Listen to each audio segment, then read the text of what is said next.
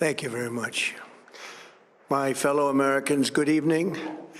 Let me begin by congratulating the team at NASA and our brave astronauts on the successful launch of Artemis II. It was quite something.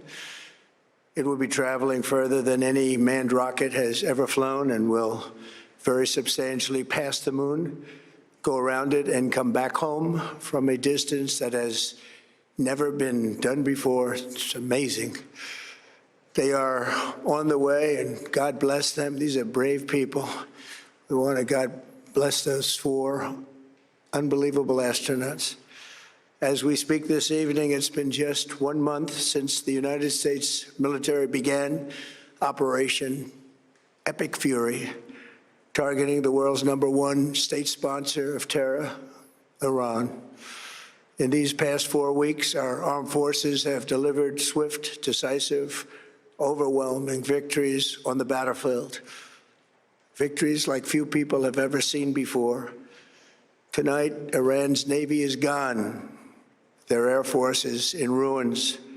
Their leaders, most of them terrorist regime they led, are now dead. Their command and control of the Islamic Revolutionary Guard Corps is being decimated as we speak. Their ability to launch missiles and drones is dramatically curtailed, and their weapons, factories, and rocket launchers are being blown to pieces. Very few of them left.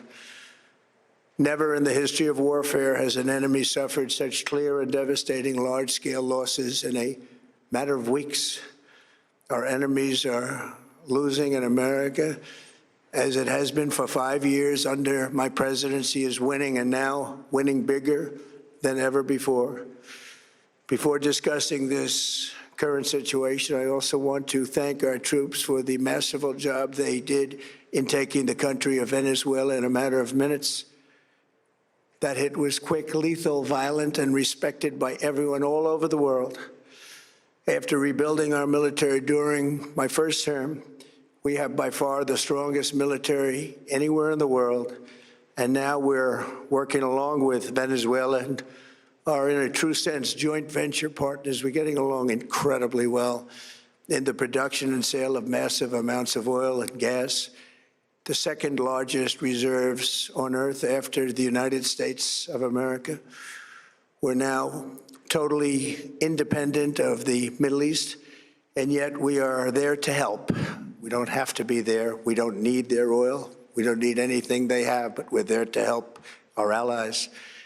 Tonight, I want to provide an update on the tremendous progress our warriors have made in Iran and discuss why Operation Epic Fury is necessary for the safety of America and the security of the free world.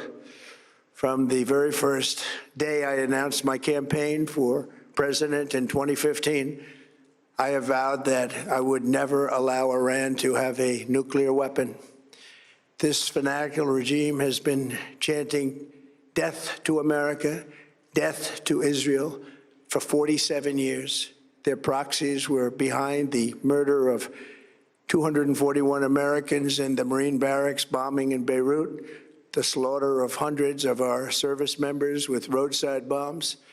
They were involved in the attack on the USS Cole, and they carried out the countless other heinous acts, including the just horrible, bloody atrocities of October 7th in Israel, something that most people have never seen anything like it.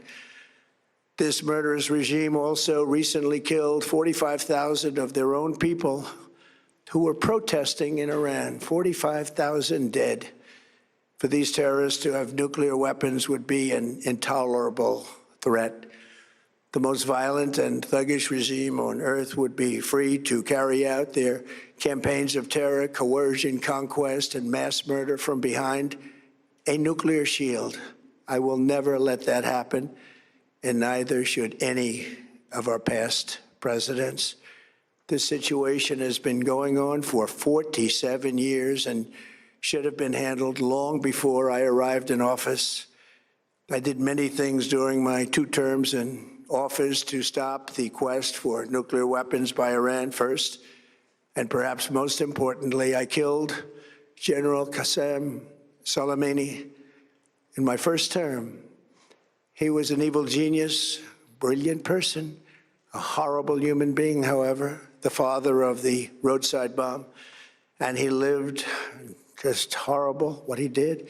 Iran would have been perhaps in far better, stronger position. Had he lived, we would have had probably a different conversation tonight. But you know what? We'd still be winning and winning big. And then, very importantly, I terminated Barack Hussein Obama's Iran nuclear deal, a disaster. Obama gave them $1.7 billion in cash, green cash, took it out of banks from Virginia, D.C., and Maryland, all the cash they had. He flew it by airplanes in an attempt to buy their respect and loyalty, but it didn't work. They laughed at our president and went on with their mission to have a nuclear bomb. His Iran deal would have led to a colossal arsenal of massive nuclear weapons for Iran, and they would have had them years ago, and they would have used them. It would have been a different world.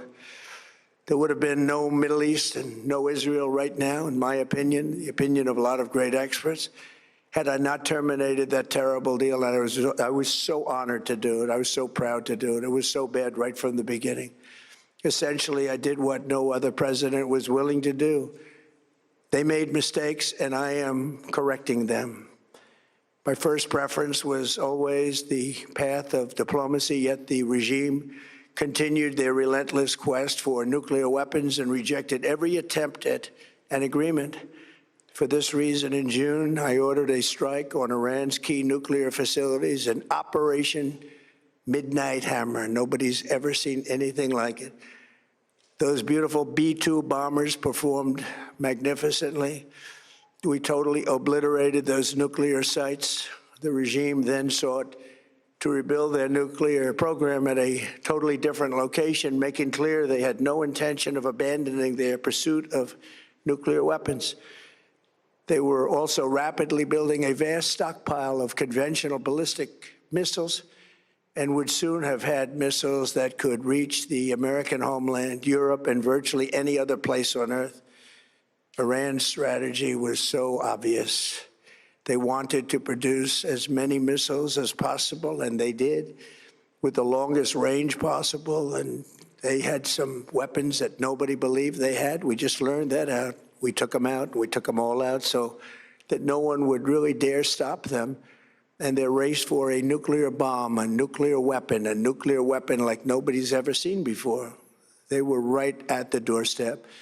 For years, everyone has said that Iran cannot have nuclear weapons, but in the end, those are just words if you're not willing to take action when the time comes.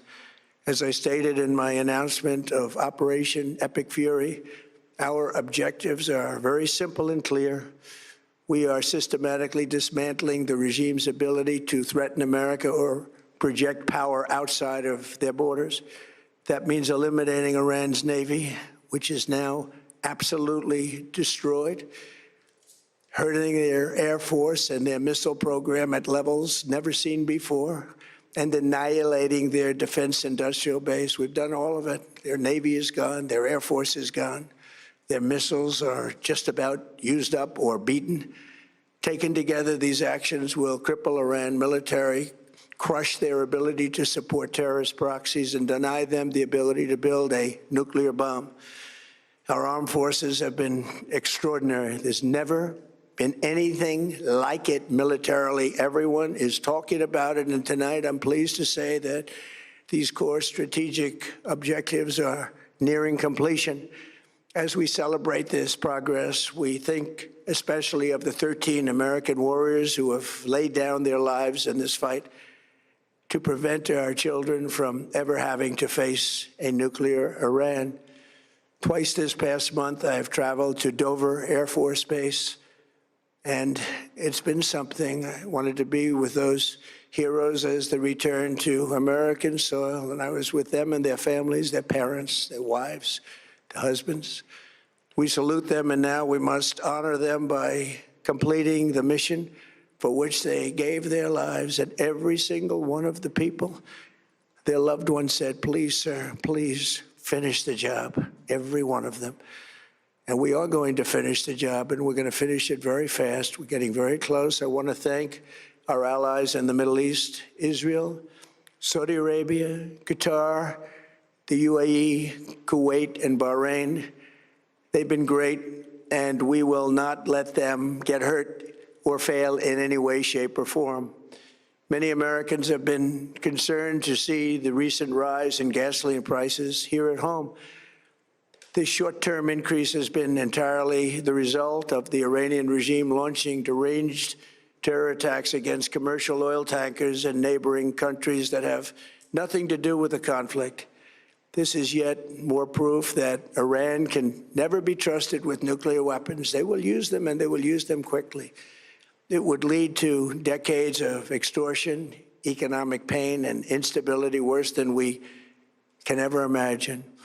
The United States has never been better prepared economically to confront this threat. You all know that we built the strongest economy in history.